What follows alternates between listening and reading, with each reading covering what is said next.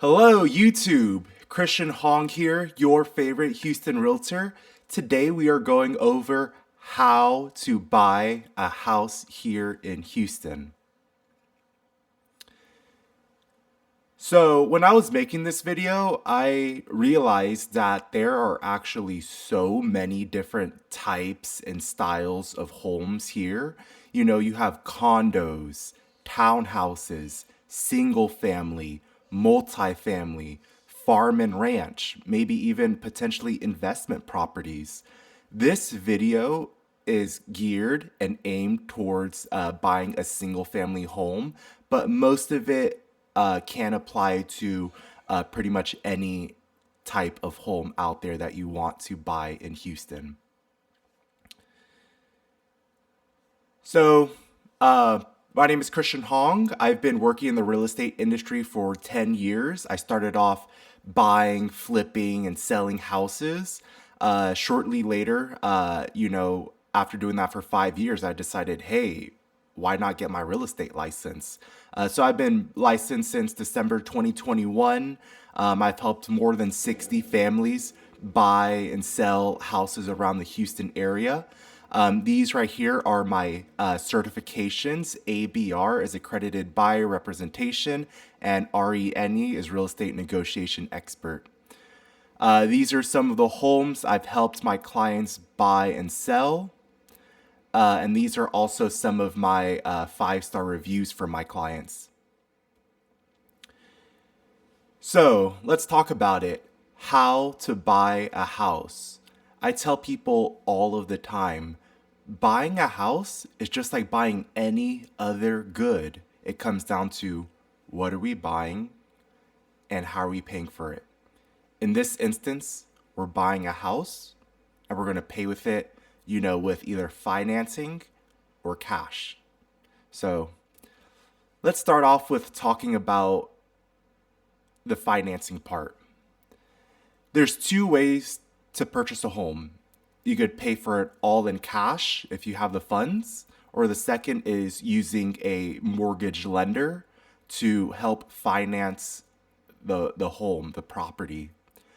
It really comes down to what you're comfortable with. If you feel comfortable dropping, two, three, 400,000 to pay for the home all out in cash, you're more than welcome to do so. There are advantages to this, but at the end of the day, it's ultimately up to you on what you believe is going to be the best.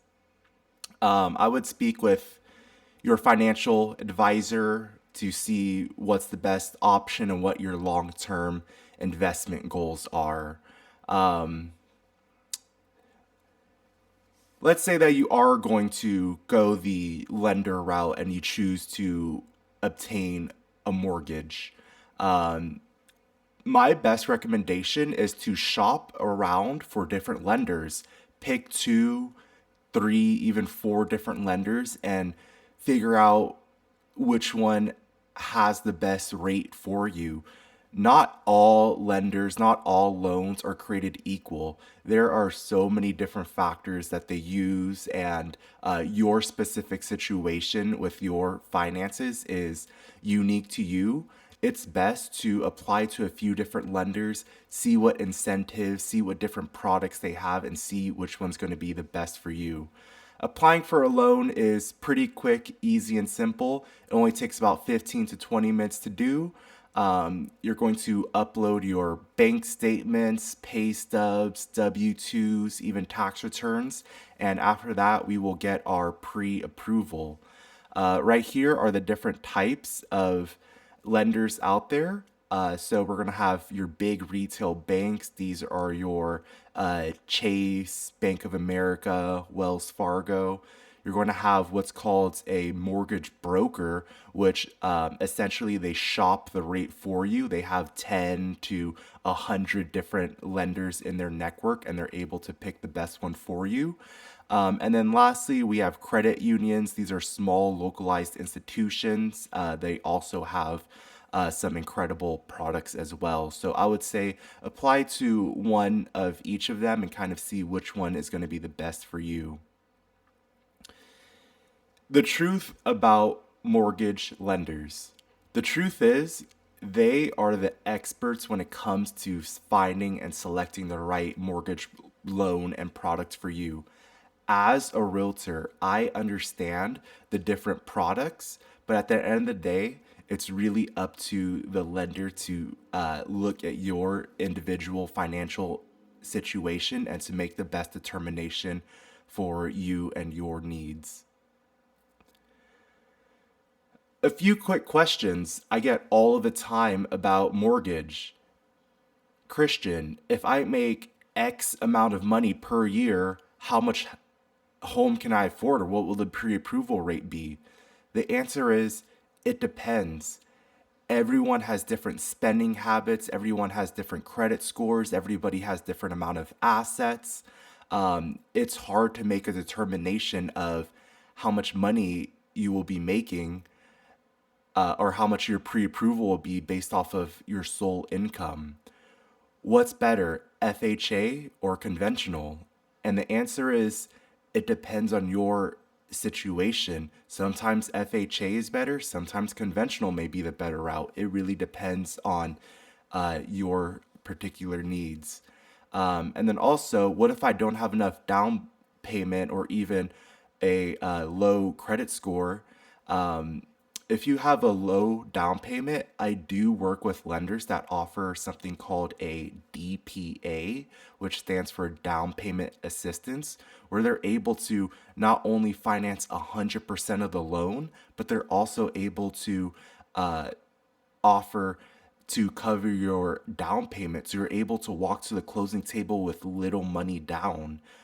Even with low credit score, there's lenders out there that are able to look at your situation and kind of make adjustments based off of your credit score. So that's why it's always a good idea to shop around for different lenders. So great. Once we go and we apply with our lender, we send our financial documents in. They will send us our pre approval letter. This shows us our purchasing power for how much the banks can lend out to us. So, for example, they could say, "Oh, we're pre-approved up to 400,000." You're not required to use the entire amount that they approve us for. We could just use up to that amount. So let's say they approve us for 500,000. We could look at any house 500 and below. My best recommendation is always stay in that pre-approval range. Don't look at houses above that range. You know, it's going to be hard to get an offer accepted. Most of the time, sellers aren't giving 30, 40, $50,000 off. If you're approved up to, let's say, 400,000, the most I would look at is maybe 405,000, just a little bit over, and then you would max out your pre-approval. So once you get your pre-approval, I would say speak, choose, and interview a few different real estate agents, a few different realtors. Let them know, hey, I got pre-approved, or maybe you might even use their lender. But from here, interview a few different agents. Ask them about their experience. How long have you been doing this? What are your reviews like? What can I expect working with you? Check their online presence, check their social media. Do you believe that that person can do the best job representing you in the real estate transaction? And do they have your best interest in mind? Once you've selected a realtor, somebody who you believe that could offer the best service to you, work with them, send them your pre-approval, or get your use their lender for getting your pre-approval. From there, congratulations. Let's start our home search. So I work in the greater Houston area. One thing I would say is pick what market area do you want to be in? Do you want to be in Memorial? Do you want to be in Sugarland? Do you want to be in the Heights? Do you want to be in Katy or Pearland? Uh, you know, do I want to be in a one story, a 2-story? Am I looking for a 3-bedroom, a 4-bedroom? Do I want a half bath? Do I want a pool? Do I want a certain number of garages? Do I want a certain square footage? Do I want the home to be built after a certain year? Am I zoned to a specific school district? Do I have to be a certain distance away from your work or your job? Am I looking for a big lot? I would say write down all of your wants and needs and deal breakers, and this helps make the process of finding the house much easier. This is something that I give to all of my clients when we are looking at finding different homes for them. It's all written down: location, price, your time frame, bedrooms, bathrooms, square footage, garage, stories. Are you looking for any nearby amenities? What are your deal breakers, your prefer to haves, your must haves, and any other notes that you would want to write down? I put that all right here. That way it's easy and seamless for my clients. One thing to consider is, am I looking for a new build home or am I looking for a resale home? Personally, I always recommend a new build home. There's so many incentives that the builder offers that you just simply don't get with the resale homes. Of course, it's a new house, so there's less maintenance, less upkeep. Everything is brand new. All the appliances, foundation, roof, frame, floors, paint is all brand new. You're the first person to live there. Usually, a lot of the builders in the Houston area offer closing cost. They'll pay for the closing cost for your home. In the resale market, that doesn't exist. Most of the time, you as the buyer would have to pay the closing cost. Most builders offer brand new appliances, sprinklers, blinds, all included with the home. They usually offer a lower interest rate if you use the in-house lender. And they're also going to offer 10-year warranty on the home. This is for the roof, the foundation, and the frame. I love new builds. I tell all of my clients I think it's the best option for most people. Financially, it's the biggest bang for your buck. The biggest drawbacks are the location. A lot of these new builds are far out from the city. We're getting into Hockley, we're getting out past Fulshire, we're getting into Beasley and Rosenberg and Needville, Manville. These are 45, 50 minutes away from the city. If your job requires you to be close to the city, that's just something you'd have to keep in mind. Are you okay with the commute to the city if that's, a need for you? So great. We found our ideal home, our ideal location, our ideal square footage, bedrooms, bathrooms, school district. Let's start to tour some homes. Let's narrow down a list. Your realtor will be able to help you with this. I'll be able to help you with it. We'll talk through what we're looking for. We'll send some houses back and forth, and we'll pick 4 to 5 homes to view in a day. I like 4 to 5 homes in a day because any more than that, and it starts to get a little, a lot of the houses start to look the same. One thing I do for all of my clients is I bring the MLS printout of the home to our showings, and I bring a pen and paper and encourage them to write notes on the house. What did you like about the neighborhood? What did you like about the kitchen? Did you like the floor plan? What upgrades need to be done to the home? What upgrades did you like? How was the driveway? What's the age of the roof? Is there anything you need to do before you move in? When you're going out there and you're touring 10, 15, 20 different houses, this is a great way to stay organized of the houses that you like and the houses that you don't like. I tell all of my clients, buying a house is very simple. We're going to tour 15 to 20 different homes, and we're going to think and see which house is going to best fit our need and our situation. And at the end of the day, we're going to definitively say this house right here is the best house for us because of X, Y, and Z. And we'll be able to accurately and descriptively tell why we chose that home. Oh, we like the square footage. We like the open concept. We like the, location, the area. We love the school. It just felt like home to us. One thing I also do is I also tell my clients, let's rank it on a scale from 1 to 10. This is easily just a system that I use to help break down and, figure out how much we really like that home. So once we find the home that we like, talk with your agent, talk with me, and let's put together an offer on the home. What is it that we need? One of the first things we'll do is we will go and run a market analysis on the home to determine the market value of the home. The price that you see listed online is the list price. This is how much the owner is asking for the home. However, the list price of the home and the market value of the home are not the same thing.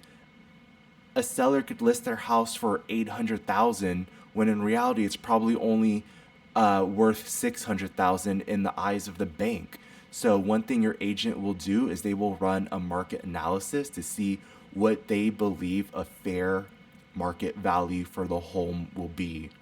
Your agent will discuss how much you want to put down, how many days of option period do you want, do you want home warranty, how soon are you looking at closing, and of course the price. Your agent will recommend a good starting price. Depending on how much you want the house, you may start right at market value or list price. Maybe you might go a little bit below. When you go and you send the offer, we're going to look at a few things: the price of the home, the down payment. The seller is going to determine the type of financing that we're using, the closing date. Are we asking for any closing costs back? Who pays for the HOA? Who pays for the survey? Who pays for the home warranty?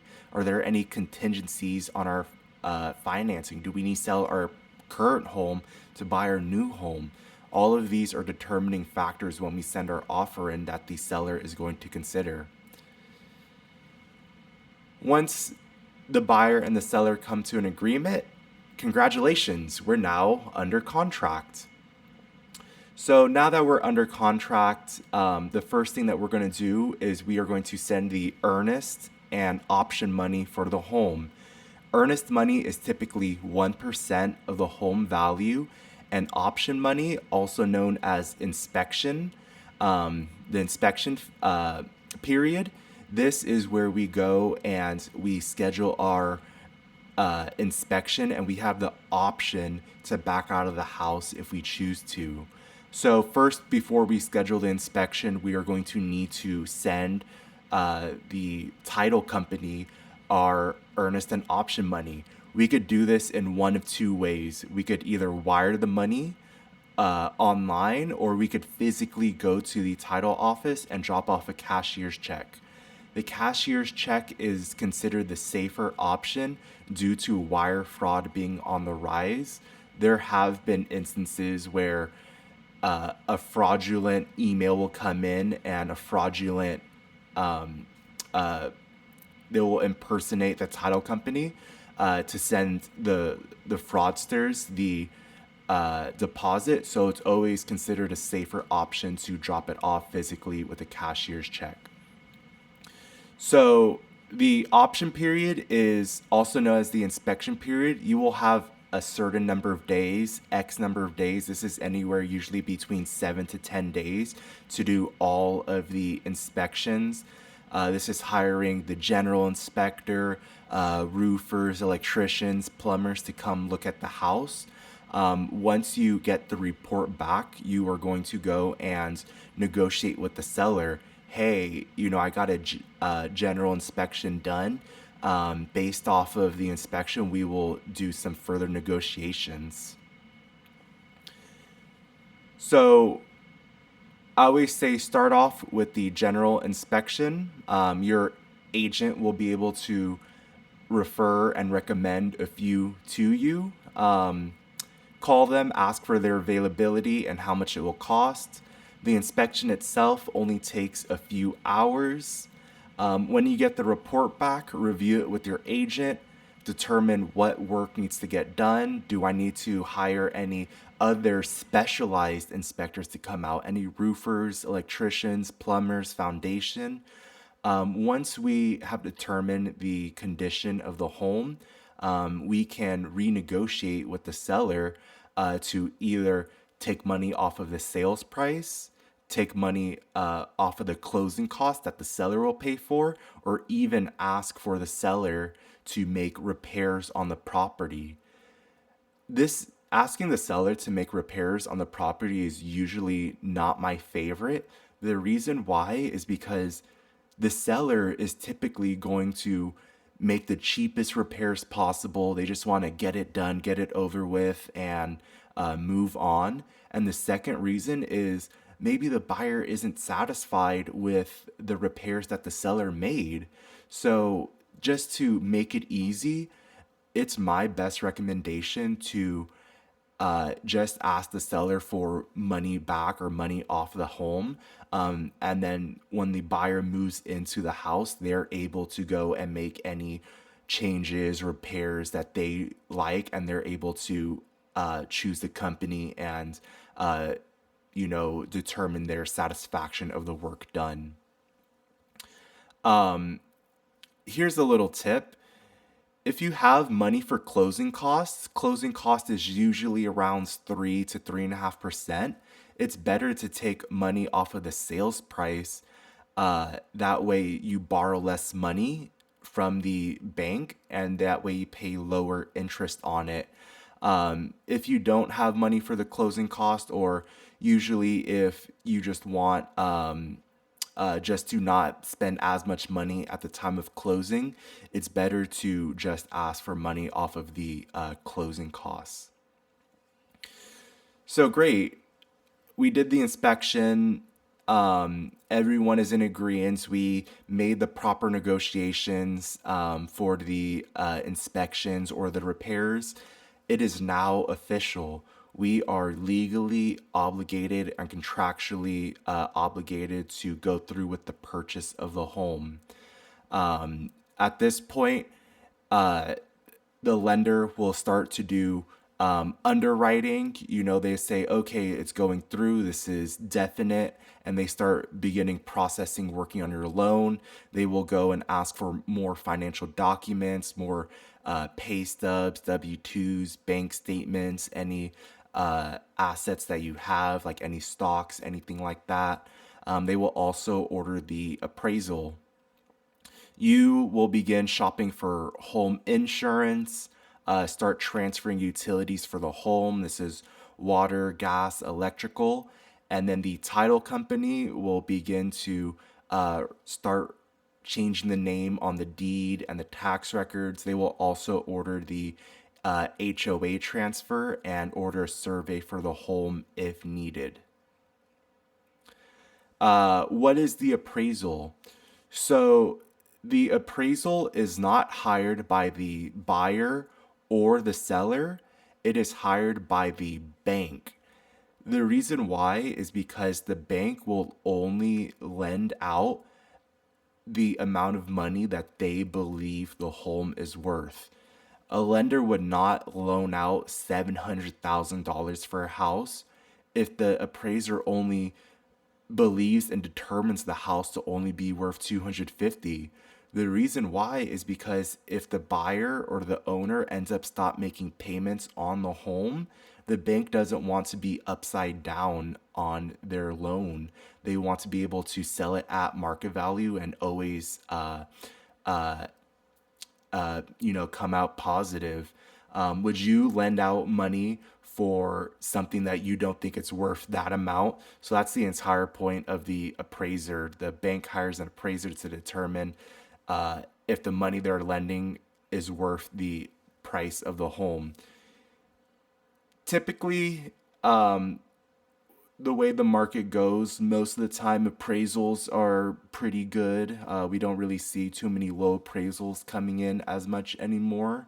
If the appraisal comes in back higher, that's great. You walked into some equity. If it comes right in at market value, that's great. You know, we'll still move forward with the transaction. The only problem is if it comes back a little bit lower at the appraised value, and you would have to determine with the seller how we're going to make up the difference.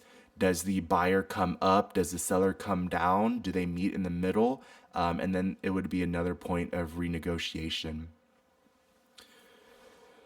Once the lender has all of their financial documents, once we have transferred the HOA, once we have picked our home insurance, we've ordered a home warranty.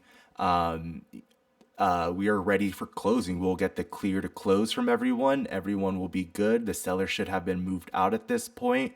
You should have provided all of your financial documents to the lender. Everything should be good to go at this point. We will receive our closing statement as well as our title commitment from the title office. And then finally, we are going to schedule our final walkthrough.